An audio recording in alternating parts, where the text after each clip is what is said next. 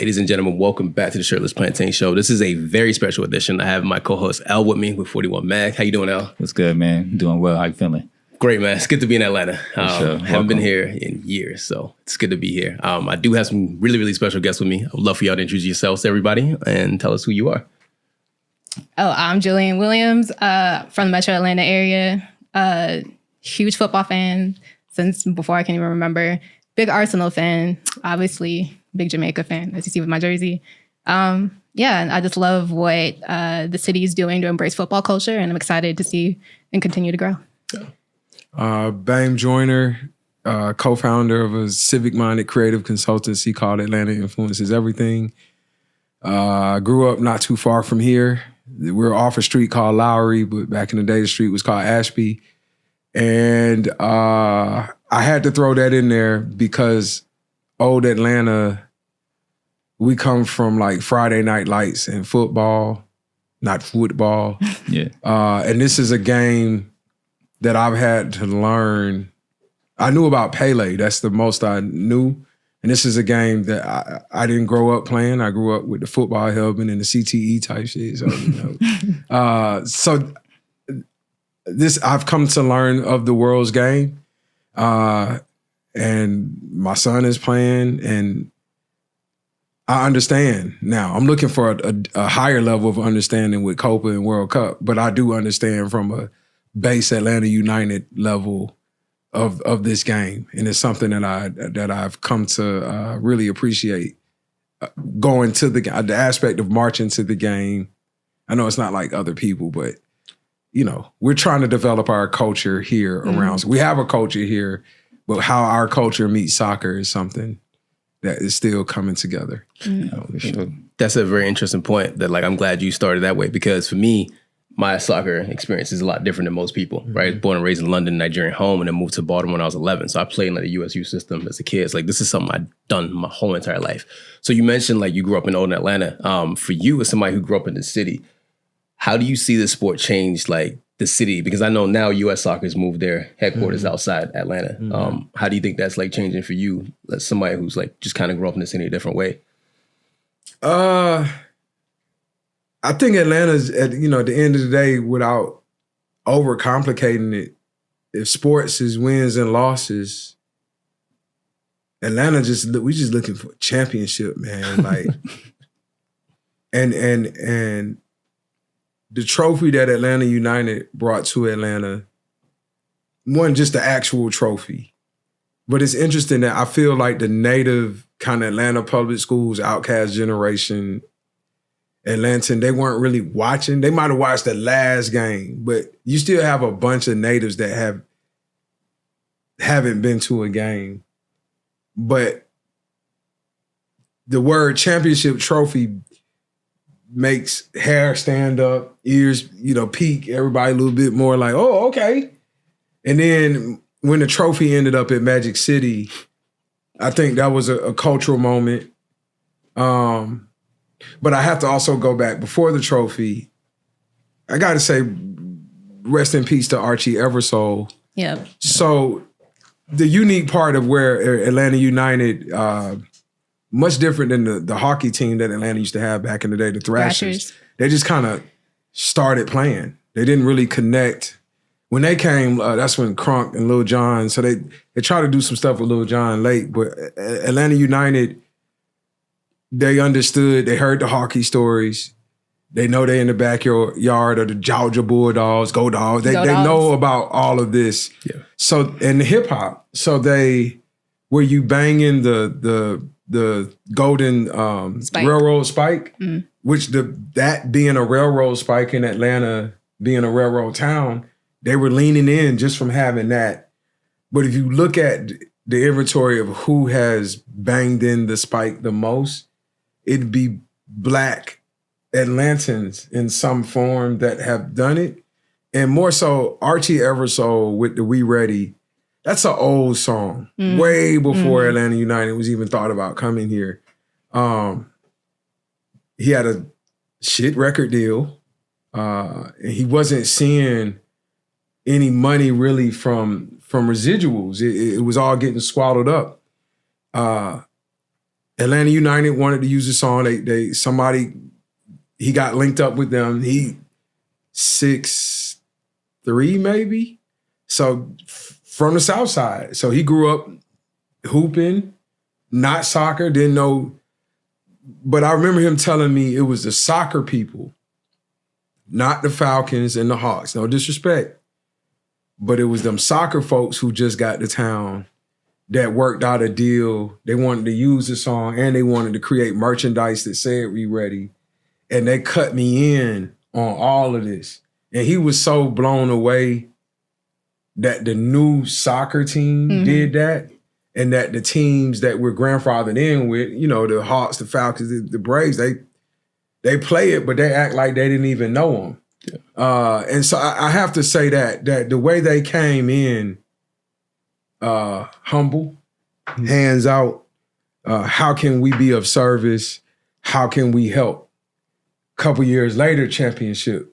So the championship matters a lot, but how they entered the market, hands out, humble, asking questions, that really made a difference to me. How about you? How do you see the city change? Man, so I grew up playing in the Metro Atlanta area. And I will say that like the past 10 years since Atlanta United's been here, I've seen the city embrace football in a different kind of way. There were always like bars, like soccer bars, whatever. Like you have shout out to Brew House Cafe in Little 5 Points. That's the official Arsenal headquarters. But they're also just a great bar to watch any kind of football. But like there was always there. Then you have like Elder Tree over on the east side. Then you have a beer garden over off of Edgewood where all the German clubs, like all those games are shown. And it's been really cool to see just continue to grow. Like people are finding their people. No matter what club you support, what country you support, people are finding people. Atlanta's always been a diverse city. So I think no matter who you support, you're gonna find your tribe here to support. But I think in general, just seeing more kids play, seeing more Black and Browns kids play, you know, I'm sure Kerri-Ann will talk about it for Soccer in the Streets. Like that has been really, really awesome to see. I remember when I was playing, like it was like maybe 1 or 2 Black kids playing, maybe, you know, per team. And then most of us, to be honest, it's like I'm Jamaican American first generation. So like most of us, it's like our roots come from like our parents either come from the Caribbean or from African, from the continent. So it's cool to see it growing for not just for first generation kids, but, you know, for Native Atlantans or like just honestly like Black Americans, period, just embracing it more. I think it has to do with culture. I think it has to do with style and fashion. I think it has to do with all these things that make it more enticing and more interesting. Yeah. I do want to say though, Bame, one thing Atlanta United did with that championship, it broke the sports curse. You know, Atlanta was struggling for a championship, and Atlanta United, the new team, I guess technically Georgia Swarm did for lacrosse, but Atlanta United was the team that broke the sports curse. And then years after that, we had the Braves championship, and then Georgia went back to back. Oh, I know you said that you moved here. How have you seen things change since you've been in Atlanta? Man, things have changed drastically. Like even the city, y'all, you know, being from here, you can have seen the city just 2004 versus now. It's like completely different. Midtown, downtown, everything's completely different. But then when the team came, they did a really good job of embracing what Atlanta culture is. You know, like Atlanta is a home, the mecca, one of the meccas for hip hop. So really leaning into that culture, I feel like is very important for them to do that, to kind of have their finger on the pulse of what the city actually is and what really drives the city. I thought that was super dope. One thing I want to kind of piggyback on in terms of just culture in general, right? So I think Atlanta kind of caught. They did something really well with really tapping into, you know, the pulse of a city, but Black culture, Black American culture in general still isn't super gravitational towards soccer. So I want to ask you guys, like, what do you feel needs to happen to kind of bring Black culture, Black American culture into the game a little bit more? What would you like to see from whether it be brands, teams, et cetera, to kind of make it more inclusive for us? I would say, like, I think we're slowly but surely getting there. I think it's football, the sport and the game that I love, but I also love the lifestyle part of it too. I like how you can, style a kit in a certain way. I like how it gets, there's songs like Drogba that, it reference football in a real way. Like, shout out to Key. He had a song, I think it was it Blurry, that reference like, little bitchy messy, I kick shit like Messi. Like, I think it's getting there. He's from Atlanta, so like I think it's 7-7. 7. Yes, That's one of my favorite albums, so I know. Classic. Yeah. So like, no, that was Boss Shit. My bad, Key. It was Boss Shit. But like, I think it's getting there. Like, I'll say like, so like the Migos in like 2021 had a collaboration with Department Store, and they had made their own kit. And I thought that was fly. Like, I think Summer Walker did. Summer Walker and LVRN made a kit together with Bleacher Report a couple years ago too. Like, so I think, in terms of your question, I think it's showing more lifestyle stuff, because Atlanta, I think Black people in general in this country, we like fly shit. And if you show the fly shit, the lifestyle part of the sport, and then kind of show that, the sport is like theater to me. Sports are theater in general, but football is theater too. Like, show like that the beauty of the beautiful game. I think combining them both, I think will get people into it. Mm-hmm. I agree, and I got Sanjay Patel, who has the station soccer and soccer in the streets.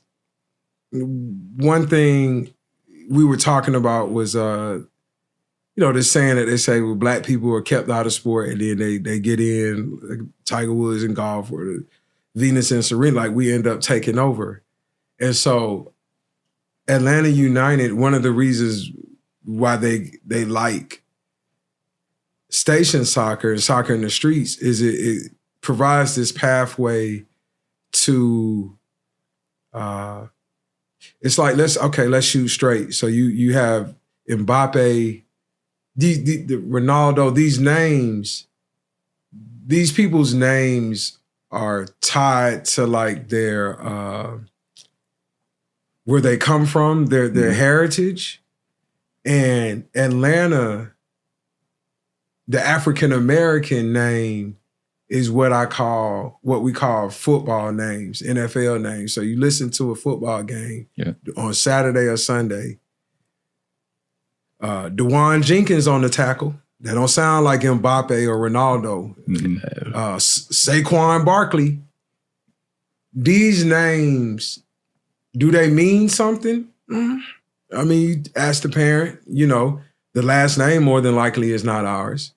And so, but these are why these white announcers have learned, well, they have the pronunciation guide, but so many, I guess what white America would call ghetto sounding names, they are normal football names for the normal white NFL fan. It's okay to have this ghetto name because you're a football player. It's kind of on par for the territory. Now, when you take that name and you catch that younger version of that name more in the AAU time period, and we know AAU very well, we know the pipeline to that. You got to have that example of that Saquon Barkley that's not Pee Wee football and AAU, but that's soccer. And the closest thing Atlanta has is the young guy Caleb Wiley because of his dad owning Oz Pizza. But it's still Caleb. Like, we got to get kind of more from T.I. from Bankhead, Killer Mike Adamsville. You got to have somebody ascend from one of those neighborhoods in a LeBron James-y type body, looking like Future. They got the locks. Shout, like, my point is, Anthony Edwards, toward the end of this NBA season, as the Hawks had disappeared from any sort of contention, what you saw Atlanta people do, like Black people, shift toward culture. So once Atlanta was like, Anthony Edwards from here though. Same happening with Jaylen Brown and the MVP because he from Marietta. So you got to have somebody with the MO of an Anthony Edwards, the swagger of an Anthony Edwards, the background story. Because a lot of people, unlike Dwight Howard, who went to Southwest Atlanta Christian, he was kind of the way Anthony Edwards is from the same neighborhood as 21 Savage. It's not too far from here down the street. and the shouted, the way he cut up, the way he do the Atlanta mushmouth words, how we talk in his interview, that type of authenticity, it's drawing more people in. But that real Atlanta, right?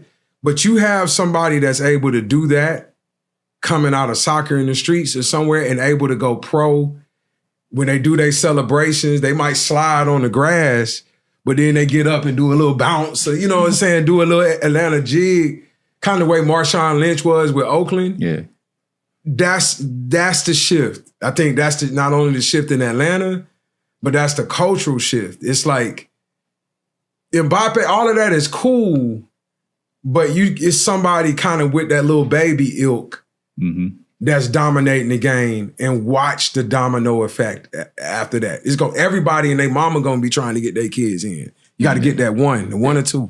Before we switch everybody out, I want to thank you so much for this jersey. Outkast means the world to me. ATL is one of my favorite albums ever, so I appreciate you so much for bringing this jersey and showing it, because things like this is what makes soccer cool to a lot of kids. I mean, you know, Al and Gillian, we tell you all the time that we are real soccer nerds, right? Like, this is what we do. I've literally watched every Euro game because that's what I do. So this is amazing to see, like, things like this is going to bring a lot of kids into this sport. So I want to thank you so much for, like, even just come up with this idea. So this is things like this helps. Well, we had to we were calling it on our social media platform. We said we got this new jersey release, and Atlanta United hit us and said, yo, you know, remember it's called a kit. Yeah. So we ourselves still had to get acclimated to language. But you're right, I do see the younger Atlanta public school kids. I don't know if they watch or if they know, but they are wearing the remix kits. And these are kids from the West Side who's got an older brother or cousin that has no idea what this is. So I don't know how these kids are. Yeah. Earth Gang, JID, they all have, you know, but we didn't grow up. This is something that came. For sure. So we're growing with it, man. I appreciate y'all. And I see the 96 on there, the Olympics, and you know, Lagos is Atlanta's sister city. So, yeah. I'll give you a quick story before we see everybody out. The reason why we did that, and this is actually our own kit right here. We made our own Shirtless Plantain Show kit right here. Come on now. This is ours. The reason why we put 96 is because that's when Nigeria won in Atlanta. And that was the Olympics. They won the Olympics, yeah. Yeah, we're the first African team to ever win. I actually have that kit back home in Brooklyn. So yeah, so that's why we did that. And this is based off of an old Nigeria kit nobody knows about. So yeah, this is our first ever kit. So that's fine. Yeah, it's like you said, black people love flash shit, and you know that's kind of why we made our own. So. And 96 is a year in Atlanta history, and Lagos and Atlanta are sister cities. There you go. Damn. Yeah, that's dope. Appreciate y'all though, man. Thank you so much. Thank you. Thank you so much. So we're back. We did the culture part about Atlanta. Now we're gonna talk about some real like football nerdy stuff. Again, this is Al. Introduce you guys. You guys introduce yourselves. Let everybody know who you are. Go ahead. Hello, my name is Nene. I am a father. I'm a footballer. I'm a coach. A Ghanaian American. Grew up playing soccer in Atlanta all my life. College, professional. Back home, enjoying the connection that Atlanta has with soccer now, and loving the progress, loving everything that we see here with the growth of soccer in Atlanta. Great. So, hi everyone. My name is Kerri-Ann Worthen. I work with soccer in the streets and operations. Similar to your story, I played soccer all my life, high school, college. I used to coach. I used to referee. Pretty much my whole life is just surrounded by soccer. So. Okay, cool. I want to ask, how did you get into the sport? So, like Gillian, I'm Jamaican American, first generation Jamaican. Okay. And so, my parents.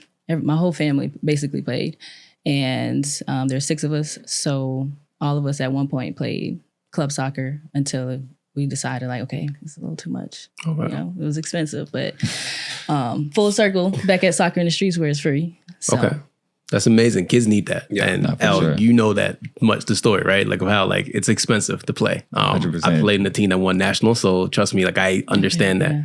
How? What about Absolutely. you? Just like she was saying, you know, growing up in Atlanta, I think that's one of the things that separates the Black culture from really being immersed into soccer is that aspect of affordability. now things are a lot different. There's so much exposure with the internet and whatnot. When I was growing up, there's none of that. I've always loved soccer. I went to a Manchester United camp when I was 15 years old. My first jersey I ever bought was a United kit, 1991 United kit, and bringing that back home. Nobody knew anything about that. So being able to have that opportunity to do something like that and experience something like that, I could come back and it really, really galvanized, a love for something that was, passed on to us from, generational. I'm from Ghana. So, just like, you're from Jamaica, that's the sport that gets pushed to you when you're younger. Mm-hmm. And it's just been amazing that soccer gives you the opportunities that it does through anywhere you go. Yeah, question. Beautiful. But you mentioned you kind of having to stop playing or kind of being phased out on the club level because of pay to play, which is kind of a systemic issue that we have in this country, unfortunately. And I feel like is a major barrier for Black and brown kids to actually get into the game and actually, be immersed in the game. Talk a little bit about what Soccer in the Streets does and how they're kind of helping to break those barriers down. Yeah, so Soccer in the Streets, we are, like, our main goal is to improve the lives of kids through the benefit of soccer. So we incorporate, recently, we're incorporating SEL, social emotional learning, and Sanjay, beautiful idea, Station Soccer. So that also helped with access. So yes, we can have free soccer, but are we able to grasp those areas like the Clarkston community? They use the MARTA to get to the games, to practice, and they love it. So breaking down those barriers, I think is important for, people of color, Black kids. They come and they see other coaches or they see other kids that are there like, oh, okay, this is cool to be around. We're asking them questions like, who's your favorite player? If they don't have one, then that's when they start catching on like, okay, maybe my player is this. And then that's where, we're having a watch party and they're having that opportunity to watch soccer. So we're just exposing them, also just making sure that they are overall just physical, mental health, that's what we're focusing on. Wonderful program. What about you? You said you're a coach. Like, how's the experience being a coach out here in Atlanta? Yeah, I mean, that's basically it. U.S. soccer is run in a way that's different from international soccer. It's essentially, it's really about the money. And one good thing about some of the programs is they offer scholarships. A lot of the underperforming players that come that can't afford it, they have scholarships for them. So that definitely helps out a lot.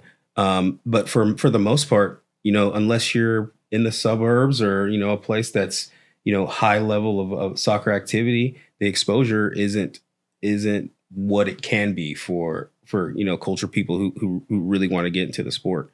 I think that nowadays there is a lot of effort and there is a lot of, back and forth because people have platforms like the internet where you can learn about different things, instantly.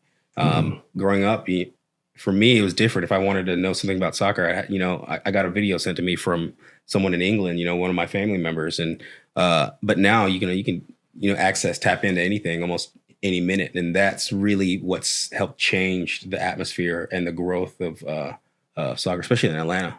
Yeah.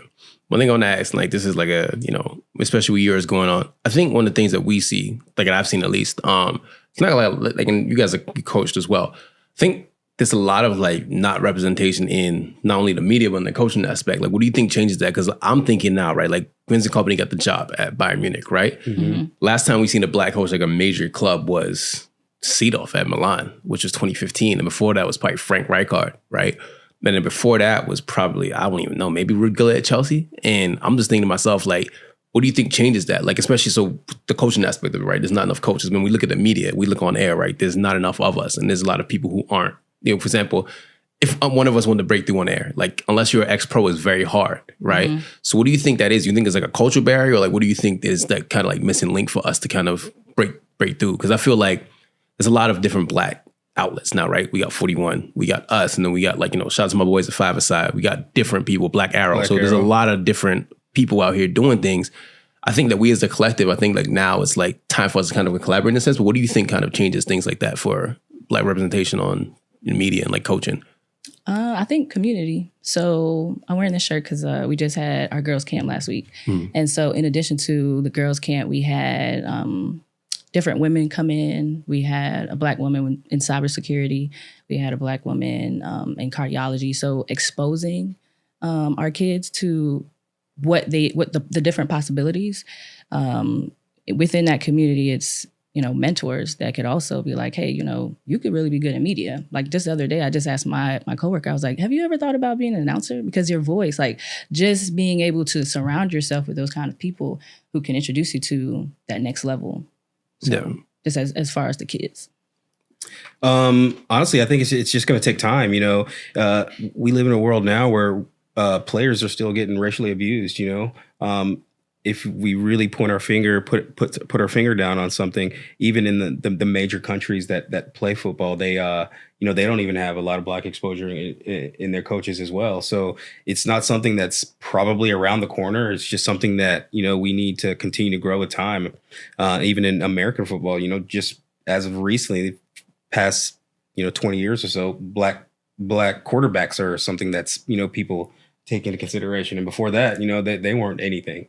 So it's probably not something that's going to happen quick. It's just something that, with more exposure, with more, people like us wanting to be involved and really showing a passion for it and having a passion for it, I think, everyone will begin to see that it's definitely the world's game, Yeah. I had a question for you with 41. Yeah. Like, you talk to us about like what you guys do, because I understand we got away from the coaching part and all of that, but I wanted you guys to explain like what you guys do over at 41. Yeah, so 41 essentially is I want to call it a lifestyle brand. So kind of trying to move away from media brand a little bit, because if you're a brand, media needs to be a part of that, right? So more of a lifestyle brand, focusing on the CONCACAF region. So the name 41 countries in CONCACAF. And so I originally started out with the outlet called 2 Cents FC. Yeah. And the mission of 2 Cents FC was telling Black stories in American soccer. But I realized that I need to expand, right? If I want to grow in scale. So I needed to think a little bit bigger. So collaborated with a friend of mine, Rich Gordon, who used to run Kicks to the Pitch. We joined forces, started 41. And the whole mission of it is to be that cultural driver for the game in this region. And so if you're not familiar with CONCACAF, it's North America, Canada, Mexico, and the Caribbean. Mexico, Central America, and the Caribbean. And if you think about the makeup of this region, is inherently diasporic, right? So you got people from the Caribbean coming to the States, people from Central America and Mexico coming to the States. So it all kind of culminates here in the States from a cultural standpoint. So we can still tap into Black culture. Black culture still drives a lot of what we do, and a lot of the growth of the game potential here in this area. And so we want to kind of be the pulse of that. We want to be, there's no American outlet that's really tapping into culture, tapping into storytelling, tapping into the fashion aspect, all the things that we feel like we need to grow the game here. All those outlets are from Europe. Yeah. You got Soccer Bible versus, all the big name outlets are from Europe. There's nothing that's born here, rooted here, grounded here, telling our stories here. So that's kind of what we want to do with 41. Yeah, it's a good question. So obviously we all grew up like playing soccer in this country and all of that. What do you think is going to take for like a lot of people to understand like Americans we do know the sport, right? Like especially Black Americans, because again, I'm not going to try and go back to my past to the story. I played against Freddie Adu's brother, right? That's the day I realized I'm never going to go pro. I got into a 50-50 with Fro Adu, right? And this man elbowed me in my head in the middle of the pitch. I looked around, I was like, yeah. I was 15, 16. I was like, I'm never going pro. I was like, I knew that shit was never going to happen. But what do you think it's going to take for the world to realize like, yo, there's a lot of us here? Because I look at the U.S. men's national team right now, even the women's team, right? Yeah. We have a very, very Black team. Like if you had told me like, because I was a ball boy for DC United in 04. If you had told me back then that the MLS would be this Black with Atlanta United, you have the U.S. women's national team where we can literally field a whole entire Black 11. We had a 16-year-old girl who scored on her debut. Yeah. Even the men's team, right? Like they play Copa on Sunday. It's a very Black team. What do you guys think is a change for the world to kind of see that perception? Obviously, we got people like 41, but what do you think is going to be that catalyst for change? We got to win. That's what America's all about, is that win.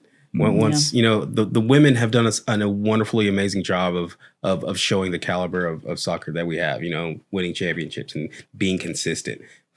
But for the men, we haven't reached that level, that status yet. And, people think of us that way still, and in Europe and other places, they don't think the quality of soccer in America is the same as elsewhere. Yeah. So, until we get to that point where we're consistently beating people, beating, top quality clubs or countries, then, we'll probably still be looked at the same way. So. Yeah, I agree. I think it's just not an easy thing. Like if we go to Jamaica, if we go to Panama, it's like, okay, this is the number one sport for y'all. But it's always, okay, when we're in the States, it's like we're always the underdog. We have to prove ourselves. Mm-hmm. So. Yeah. I want to thank you guys so much. I know like we're super short on time, but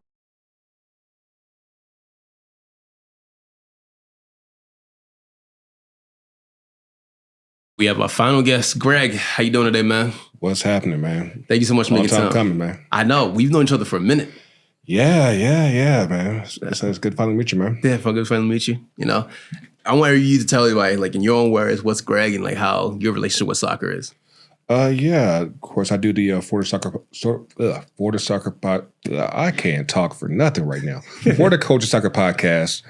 Been doing that for the last 5 years, and before I did that, I helped found one of the supporter groups here, Resurgence, and I've kind of always had my irons in the fire and everything, and I just wanted to make sure that with what came here with Atlanta United, I wanted to make sure that we were involved from day one.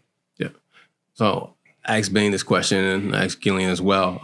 One of the things that I want to know, what got you into soccer? I know you're a native to Atlanta, right? So no, I'm actually from North Carolina. Okay, so South. My soccer journey kind of started in Virginia, watching the 06 World Cup.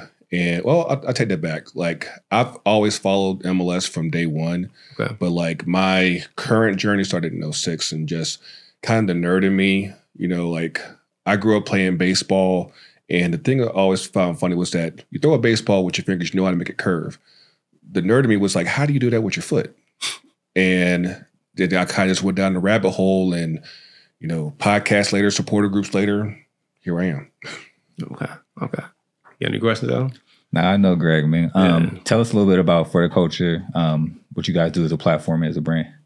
The simplest way I can really compare it to is you take a panel of people like us and kind of do like how you would in a barbershop, just like how you would talking about football, basketball, and everything. And we apply the same kind of logic to talking about soccer, because I feel like the biggest thing that I think is necessary as far as kind of normalizing the soccer in this country from just being a white people sport is you got to talk about it in a way that connects to people. And you want to make sure what's the easiest way where you talk about sports? You go to the barbershop, you go up in the chair, talk your shit, and you be like, oh, you saw Mbappe against Rennes last week. How did that go? You saw Real win Champions League. Talk about that. And of course, also here you talk about MLS, NWSL, USL. We try to bring all of those worlds together and try to make and give people a real kickback vibe. Yeah. I think that's very important. I think the way I even grew up watching soccer, I grew up with my uncles, right? And my father, what we did was watch AFCON a lot in front of TVs, right. Premier League, right? So that's kind of the thing here is just I want a lot of people to understand this is a very cool sport in a way. And I think in a sense, I'm tired of trying to make it a thing for people, right? It's either you get it or you don't. And I think I'm past that point of just yo, come watch my sport. It's yo, there's tons of people who look like you, right? So that's kind of where I'm at with it. Basically, and I think in part of that, and I would just talk about that with Bame before we started recording, was that the big thing is that once you kind of dip your toe into the pool of soccer and everything. And again, for a lot of people here, they think it's just all about white people. But I think you realize you get one taste, and then you start going down that rabbit hole, and you realize we've been in this all along, and it's a matter of you kind of being put onto it. And like I said, for some people they catch on to it, some people it doesn't. But I'm I think if you really give it an honest chance and really try to get it, it's you realize that one, it never stops. Like I think you might have like maybe like a month where there's it's a little bit of soccer, but not a whole lot. But for the most part, you're going all year round. Like I got friends on Facebook, and they'll be moping because it ain't NFL isn't playing. I'm like, I could not imagine still being in that mindset where like I gotta wait 9 months for my favorite sport to stop. I'm like, ain't no way. Yeah. Nah. I got one last question for both of you, actually. So Copa America starts tomorrow. By the time this comes out, this question will be dated. But Copa America starts tomorrow in Atlanta. We have World Cup. We have FIFA Club World Cup. We have Women's Olympic this summer. We have the Women's World Cup party coming sometime later. We have the Men's World Cup 26. How do you think it's going to change American soccer in general? Like the view of it and like everything. And what do you think you guys' part plays in that? Would you start? Oh, okay. I think the trajectory is high for like you look at 94, right, when they had the World Cup here, how that started, it sparked MLS, right? It started a league. So I think with the attention kind of growing a lot more in people's eyes, having it here again in 26, all the soccer that we're having this summer and last summer, Messi coming here kind of brought all the eyes to the States and to the game as a whole. I think the trajectory is high. Hoping to see some growth. I don't know what that growth looks like. Maybe it's just the overall popularity of the sport. But the role that we want to play in, as I mentioned before, is we want to be that cultural center for individuals to come and like, yo, what's cool in soccer? What's cool in soccer here? I'm going to go to 41 to see what that is. You know, we want to be the tastemakers. We want to be the individuals who kind of like put you on the game, put you on the, you know, the artists that you may not have known of that got soccer references in their music. Dude from Florida, right? Like something like that, right? So we kind of want to be that cultural center in that starting off point. That I think there's a different. There's multiple ways that 26 is really going to just change the game. I think my biggest curiosity with that is just seeing like how does it affect the professional game here, because obviously you have MLS growing exponentially, USL doing its thing, NWSL growing day by day. Now you got the USL women's leagues coming up. I wonder, like 26 is a proper sequel to 94, where it's like you saw where the game was 94, where we're pretty much at the birth of where modern American soccer is. Now it's like, okay, you fast forward 32 years later, like where are we at now? And I hope that we are in a space where, like I said, we're able to take things to a whole nother level and hopefully bring everyone together to the table, because for far too long, you just seen everybody kind of like bickering and suing each other literally. And I hope that we're in a space now where we bring those worlds together. And of course, I look to you guys as kind of like people who kind of been there at the forefront along with us. And I feel like we're part of the generation that's kind of bring the game to us in a way that is like, again, like it's about welcoming new communities, new people to the game and saying, hey, we already been in here. It's like it's not as foreign as you think. And hopefully they take in and say, hey, I'm in this too. I think that's the best way to wrap it up. It's community. And I thank everybody for just coming through. We got a little bit more time. So okay, let's go. I kind of want to ask a couple more questions, man. Some real hardcore, like now I want to get to like real nerdy soccer stuff. Ask L this. Who's y'all first favorite players? I know y'all kind of like started like a little bit later than I did. So who's y'all like first favorite players to come through? Thierry Henry for sure. Okay. He's my gateway drug into the sport in general. I won't get into the story, but yeah, TT. I'll give you two. Okay. First one was Eric Cantona, doing the collar. Power Cop in the Nike commercial. That I was like, before I even really knew soccer, I was like, that dude's cool. Yeah. Once I finally got into it, I'd have to say Ronaldo. I think Brazilian or actually yes. My guy. And because like, of course, like every time there'd be a major tournament, you would see him, usually in the commercial. So it's like, if you knew nobody else, you knew Ronaldo. And of course, like back in 2002 and even 2006, it was like, he's still that dude. Yeah. And just like I said, you go down the rabbit hole, you see like, there's just so much culture. And it's just like, dude, like where has this been all my life? Yeah. I'll tell you guys my story of how my favorite soccer. I mean, I got into it because of my dad, right? My dad is the reason why I got into soccer. He's a Liverpool fan. When he moved to Nigeria, when he moved from Nigeria to London, he became a Liverpool fan. To piss my father off, he became a United fan. I was about to say, I was like, hold up. Yeah, so like I'm actively choosing as a kid to like really piss my dad violence. off. Yeah, so I was actually, my first favorite player was actually Paul Gascoigne. That was literally my first favorite player ever. And then Andy Cole joined Newcastle, right? Yeah. And then I got a Newcastle kid, which can't believe I'm saying that out loud. No, trust me, because the first jersey I ever got was a Liverpool third jersey. You remember the one with the green sleeve and the white body? Like it was a Steven Gerrard jersey. And of course, I looked back on it now and I was like, we all make mistakes. We all make mistakes here. Yeah. Cole joined United and I was sold. So again, like, the reason I brought that up is representation, right? And that's very key for a lot of kids in this sport because they see people who look like them and they want to join it, right?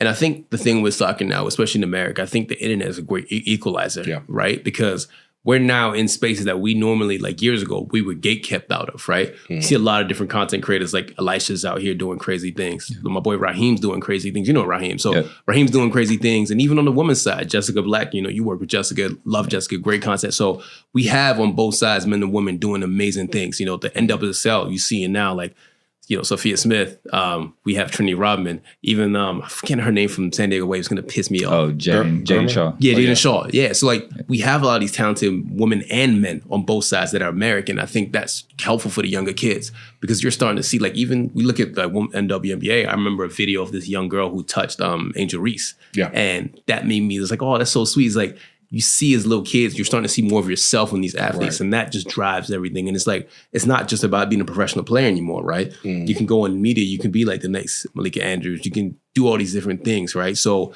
it's amazing to see how sport has like not only changed in soccer, but throughout like the whole entire country. So absolutely, I think that, especially like, of course, I think we talked about it in our platforms before, just like with the women's national team and just like, I feel like with the new era with Emma Hayes, like we're finally starting to see like national team's getting pretty black. Both of them. Yeah. Both of them. Actually, yeah. And I think that when you see that representation, and one of my guys always says like, you know, relegation won't save the hood, but I'm like, the hood might save soccer because I think that you're going to see a lot more people see like, hey, that guy looks like me. I might be able to do this. And so like whether you could be over here on the west end of Atlanta and be like, hey, I might be able to do this. And it's not just going to be a case of where you got to be out in the burbs and hopefully you get a scholarship, you know, from a white club to get a game. It's like, no, you'll be able to play on Southside and get put on. And I think that's that. If there's anything I can tell you as far as like what I hope to see from 26 is to see that the game spreads in that way where it's not just in rich pockets anymore, it's in poor pockets as well. And if we do that, hey, sky's the limit. Yeah. I also want to give a big shout out to, just came to my head, my boy, you know, Tommy Battle, the photographer for NYCFC. Yeah. People like Tommy like just impress me all the time because there's a lot of people who come into soccer late, right? Yeah. But they start making big waves. And like, I appreciate what both of you guys are doing because I'm a hardcore soccer person. Y'all know this. Y'all follow me for years. We've all known each other for years. And this has been my sport since I was like 2 years old. I'm about to be 34 years old. I've been in this sport forever. So for me to see other black people who are not just like, you know, just Caribbean people and like Africans, seeing other like legit like people who are born here, like real African Americans get into the sport, it warms my heart because it's like, that's the catalyst for change that we need, right? Like we don't see ourselves in media. We don't see ourselves in anything, right? Like, you know, we have a lot of ideas. We have a lot of different things. I think the biggest thing, again, we could take away from this whole entire thing. Like we have a bunch of people who came through just to talk, right? Their stories and their journeys. And this community, there's a lot of us. And I think we're much stronger together than we are divided. And like, I think that's the one thing I definitely want us, especially I want for 26, like I want a lot of us that run our own brands, run our own business to work together because we pull each other up. Issa Rae said something that was so like, you know, that stuck with me forever. She was like, when she was like doing her thing, she networked like this way and we all pulled each other that way. And I think that's what I want to see from black people in soccer is like, we are together. We're all one because when I see somebody else win, that's a win for each one of us. That's a door knocked down. That's an opportunity for somebody else to come through. And like, I appreciate the boys overseas in London. Like we all know like what they're doing over there is crazy. Like they do their own thing, you know, but they built a community. Like look what Sharky and like Chunks have done together. They built this whole entire like ecosystem. And that's the kind of thing I want to see here is like we build our own ecosystem where we're all doing our own thing. Like we don't need to like talk to the gatekeepers no more because a lot of our ideas get stolen. Y'all know this, right? I've been on the corporate side. Y'all know I've been on the corporate side. So I know a lot of our ideas get stolen. A lot of our things get stolen. But it's something I feel like we as a community definitely need to like work together. And it's amazing to have so many people come through. So appreciate y'all for that. Absolutely. I mean, like one thing I always say is like it's tough to break through because in a lot of ways you're kind of talking about a niche instead of another niche, and having to kind of show that our ideas are valid and we should be in the same spaces, and you should want to like there should be a reciprocal interest as far as making sure that what we offer is, one, we're able to have our platform where we can all eat, and then two, be able to shine so that way, again, like we're trying to change the narrative here. Yeah. So if we can do that, you might be able to get more people in. Like I said, LA makes the whole game better. Yeah. You got any last words on that? I'll just end it with, we drive culture in this country. So we'll drive culture for this game in this country. Amazing. Like I said, community, man. I want to thank everybody who came through today. You guys have been all amazing. Again, I'm Tosin, your host. L's my co-host, L Johnson from 41. Appreciate you guys. We'll be back. Thank you guys so much once again to Shirtless Plantation on 41 Mac. Everyone take it easy. Peace. Take your shirt off.